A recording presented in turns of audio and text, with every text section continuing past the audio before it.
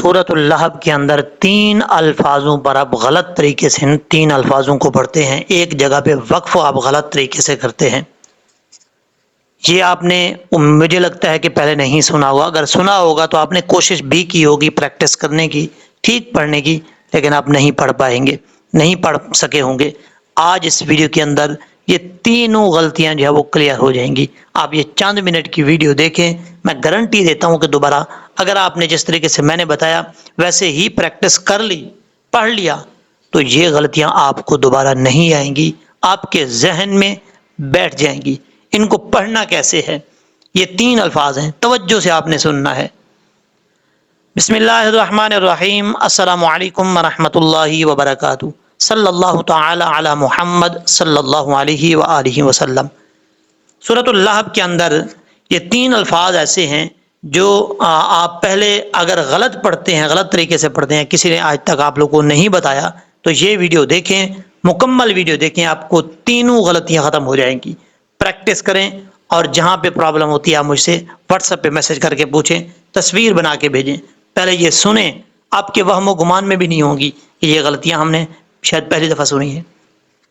सबसे पहली बात तो ये है, हम सबसे पहले इस लफ्ज़ की बात कर रहे हैं जिस लफ्ज़ के ऊपर मैंने एरो रखा हुआ है। ये लफ्ज़ है वतब्बा मा अग़ना अन्हु मालुहु वमा कसब। अब इनको पढ़ना कैसे है? मिला के पढ़ेंगे तब तो कोई प्रॉब्लम नहीं है, बा के ऊपर ज़बर है, पढ़ा जाएगा जैसे अभी मैंने आपको पढ़ के बताया है। अगर यहाँ पे यानी इसको मिला के नहीं पढ़ेंगे, वस्ल नहीं, जिसको वस्ल की सूरत कहा जाता है, यानी अगर हम यहाँ पे स्टॉप करेंगे, रुकेंगे, ये जो सर्कल है यहाँ पे हम रुक सकते हैं, स्टॉप कर सकते हैं, तो वक्फ की सूरत में यानी रुकने की सूरत में उस वक्त यहाँ वक्फ लोग गलत कर जाते हैं। कैसे?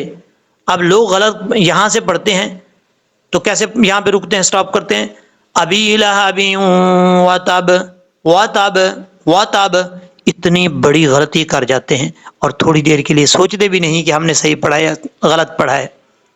सबकी बात नहीं कर रहा, जिन लोगों ने किसी अच्छे कारी से पढ़ा है वो अच्छा पढ़ते हैं, ठीक पढ़ते हैं। जिन लोगों ने नहीं पढ़ा किसी अच्छे कारी से, उन बेचारों को मिस्टेक आती है, इसमें कोई बड़ी बात नहीं है। अब हमने देखना है कि ये पढ़ना कैसे है।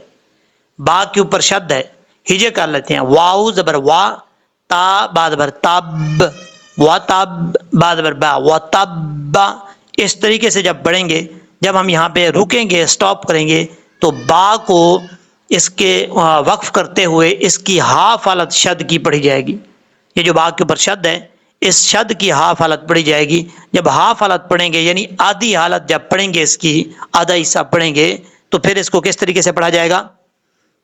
अभी लहबी वतब वतब, यानी बा को थोड़ा सा दबा के पढ़ेंगे, जोर दे के पढ़ेंगे, जैसे हम पढ़ते थे नॉर्मल तौर पे वतब वतब, इस तरीके से नहीं पढ़ना, वतब वतब, इस तरीके से। ठीक है, ये उम्मीद है कि आपको समझ लग गई होगी अच्छे तरीके से।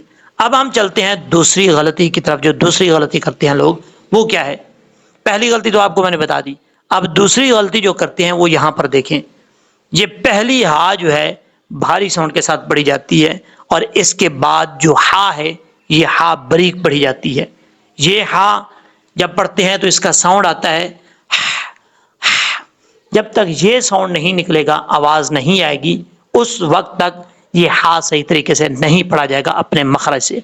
ये बात याद रखिएगा।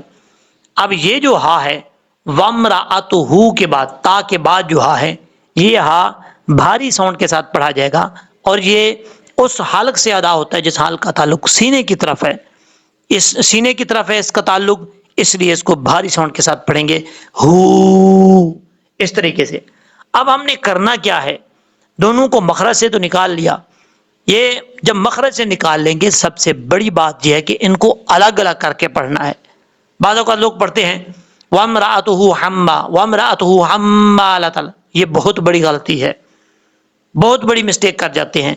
पहली हा तो पढ़ लेते हैं लेकिन दूसरी जो हा है वो हज़फ हो जाती है, इस चीज़ पे सोचते ही नहीं है। करना क्या है, किस तरीके से पढ़ना है? दोनों को अलग अलग करके पढ़ना है ताकि भारी हा अपने मखरज से अदा हो, ہا بریک جو ہے وہ بھی اپنے مخرج سے ادا ہو، سننے والے کو بھی پتہ چلے، پڑھنے والے کو بھی پتہ چلے کہ صحیح طریقے سے پڑھا جا رہا ہے. کیسے؟ وَامْرَأَتُهُ حَمَّالَةَ الْحَطَبِ، یعنی پہلے بھاری ساؤنڈ کے ساتھ، پھر ہا کو بریک پڑھنا ہے. وَامْرَأَتُهُ حَمَّالَةَ الْحَطَبِ، اس طریقے سے. یہ دو لفظ جو آپ کو میں نے بتائے تھے وہ آگے. اب آخری لفظ ہے، آخری غلطی جو کرتے ہیں لوگ وہ آپ کو بتانے جا رہا ہوں، آپ نے توجہ سے سیکھنا ہے. یہاں پر لفظ ہے فی جیدہا حبل من مسد. یہاں پر بھی وہی صورتحال ہے جو آپ کو میں نے دوسرے لفظ میں بتائیے. پہلی ہا جو ہے بھاری ساؤنڈ کے ساتھ پڑھا جاتا ہے، اس ہا کا تعلق اس حلق سے ہے جس حلق کا تعلق سینے کی طرف ہے، اس لیے اس کو بھاری ساؤنڈ کے ساتھ پڑھا جاتا ہے. ہا ہا اس طریقے سے، یہ اس کا ساؤنڈ ہے. فی جیدہا، آگے جو ہا ہے یہ جو جیم کی شکل میں، اگر ہم نورانی قاعدے کی طرف جائیں اس کے فرسٹ پیج پہ الف با تا ثا جیم ہا، جیم کے بعد جو ہا آتا ہے جیم کی شکل میں لیکن اس میں نقطہ نہیں ہوتا، یہ ہا بھاری ساؤنڈ کے ساتھ نہیں پڑھتے بلکہ باریک ہا ہے. یہ حلق سے ادا ہوتا ہے، اس کا مخرج درمیانے حلق سے ادا ہوتا ہے. تو اس کو پڑھنے کے لیے آواز کیسی آنی چاہیے؟ ہا ہا، اس طریقے سے. لیکن جب دو ہا اکٹھے آ جائیں، ان کی آواز آپس میں ملتی جھلتی ہو تو ان کو الگ الگ کر کے پڑھنا چاہیے تاکہ دونوں، ایک ہا دوسرا ہا، اپنے مخرج سے ادا ہوں اور مکس نہ ہوں. کیسے؟ فی جیدہا حبل، فی جیدہا حبل من مسد، اس طریقے سے. اگر ہم دونوں کو بھاری ساؤنڈ کے ساتھ پڑھیں گے تب بھی غلط ہے، اگر دونوں کو باریک ساؤنڈ کے ساتھ پڑھیں گے آواز کے ساتھ تب بھی غلط پڑھا جائے گا، مسٹیک ہو جائے گی. ایسا نہیں کرنا، دونوں کو الگ الگ کر کے پڑھنا ہے اچھے طریقے سے. اور مجھے امید ہے کہ جس طریقے سے آپ کو میں نے سمجھایا ہے اچھے طریقے سے سمجھ لگ گئی ہوگی ان الفاظ کو سمجھنے میں. اگر پھر بھی کسی قسم کی پرابلم آپ کو ہوتی ہے، واٹس ایپ نمبر میں نے اپنے چینل کی اسکرین پہ دیا ہوا ہے، آپ اس پہ کمنٹ کریں اور جو کوشچن ہے آپ کا اس پہ کریں اور تصویر بنا کے واٹس ایپ پہ بھیجیں کہ پوچھیں یہ لفظ کیسے پڑھا جائے گا. انشاءاللہ العزیز آپ کی ضرور ہیلپ کروں گا. اللہ تبارک و تعالی ہم سب کا حامی و ناصر ہو.